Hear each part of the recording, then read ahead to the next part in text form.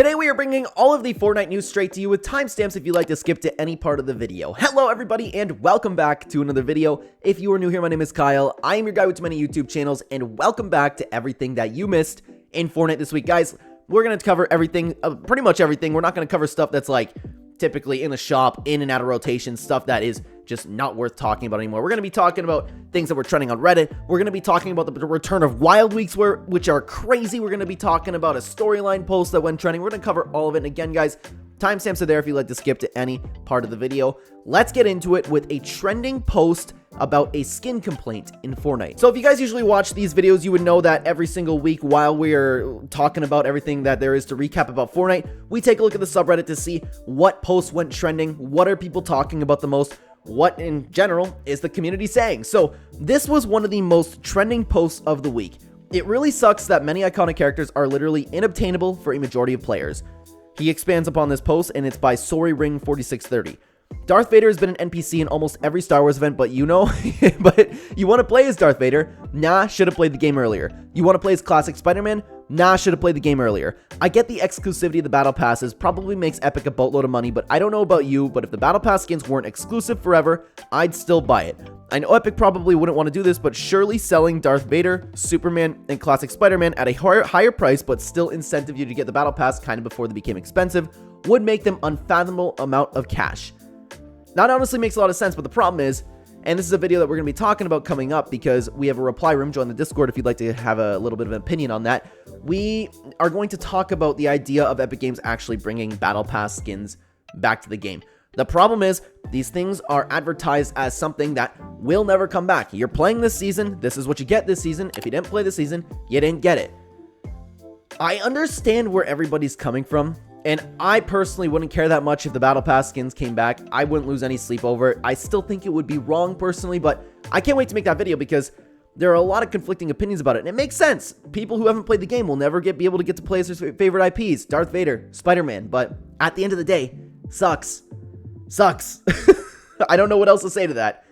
I can't wait to make that video on it. Join the Discord if you'd have like opinion on it, because in the reply room, what we do is I take a look at the community's opinions and takes on different matters when it comes to Fortnite. So that's the next thing we're going to be talking about. So stay tuned for that. But let's continue on to the next topic in the Fortnite week. And of course, we had the big Star Wars update. We had a big Lego event. I'm not going to spend too much time on it because you guys have been playing the update.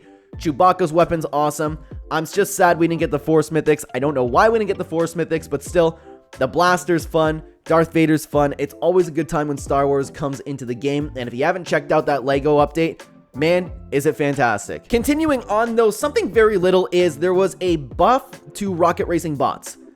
I didn't even know that Rocket Racing had bots, but they're better now. Let's keep going on though, guys. There was another post that was trending this week on the Fortnite BR subreddit, and it had this to say: what was the point of Pandora's box? And this is a common complaint when it comes to Pandora's box, and I would love to know what you guys think about this down below. I think Zeus is mad at us for opening it, but they never explained why. Pandora's box is supposed to contain all of the evils of the world, but when we opened it, literally nothing happened. There wasn't any chaos or doom on the island. I don't see the connection between this mini live event and the current outside of Greek mythology theme. And this is a very common and, again, understandable criticism of the mini live events and the storyline. I talked about this in a brand new video, either that or it's coming out tomorrow. I don't know when it came out. My apologies. I'm recording this video a little bit early. But I expressed the opinion, like, if Epic Games is going to continue doing these live events, if they're going to continue with these little storylines, they need to do a little bit more. They need to make this matter. They need to have, and I'm not saying they need to dive into what they were doing in Chapter 2. Would that be nice? Absolutely. It would be fantastic. But at the end of the day, you can't just have something like this giant Titan hand coming out of the ground and then it just not matter. We're moving on now. It's cool for like 10 seconds, but we are not going to be talking about this years down the road like we did with many other community events, live events, anything that Epic Games does. They need to really make it have an impact on the game, especially if we're going to end up doing something with the hourglasses. So this was honestly a very understandable post. Makes sense why it went trending. The community has been talking about it all week. Guys, I'm going to put a really quick pause on this video because there are some other things that we do want to talk about, especially I'm very excited because Wild Weeks are returning. I want to touch on that. But before we get into it, I do want to say very quickly, as you probably know, if you guys are a part of the streams or anything, just started a family, and I know that you guys, and we have seen a huge huge boost in the supporter creator code in the item shop. A lot of you guys been helping out. Like I said, I was talking about in streams, we're spending a lot more money with our kit right now, so everybody using the code has been helping out so much. Thank you very much. I do want to say, if you do not have a code that you are using in the item shop, please consider using code Clen in the item shop. This has been helping an absolute ton. Like, I can't even express it to you guys, so thank you very much. And if you don't have a code in there, please consider using code Clen in the item shop. It would mean a ton to me. Thank you very much again for your continued support. Now, here's a really interesting one, okay? I don't exactly know what this means, okay? We're gonna bring you over to a post by InfoPico Fortnite, and this is the first one that I found. Hotfix talked about this, and it says this: the social menu in the lobby will be updated soon. I'm looking at this picture. I looked through the comments on different quotes and different things, like anybody talking about this, and for some reason it doesn't make any sense to me, because in the lobby now you have the name, the secondary name, and the player status. The player status makes sense to me. What's the name and the secondary name? And it seems like it's just gonna clutter the lobby a little bit. If anybody could explain this to me, I would appreciate it. But apparently, according to Hotfix, there's a little bit more with this. I just don't know what to think about this. The social menu in the lobby will be updated soon. Historically, every single time that Epic Games has touched the UI, it gets worse. It gets worse. I always talk about this, man. Epic Games is so good at creating games, live events. You want to, hey, let's add a Spider-Man Mythic. Let's add a Spider-Man Mythic. They make the Spider-Man Mythic better than the actual Spider-Man games.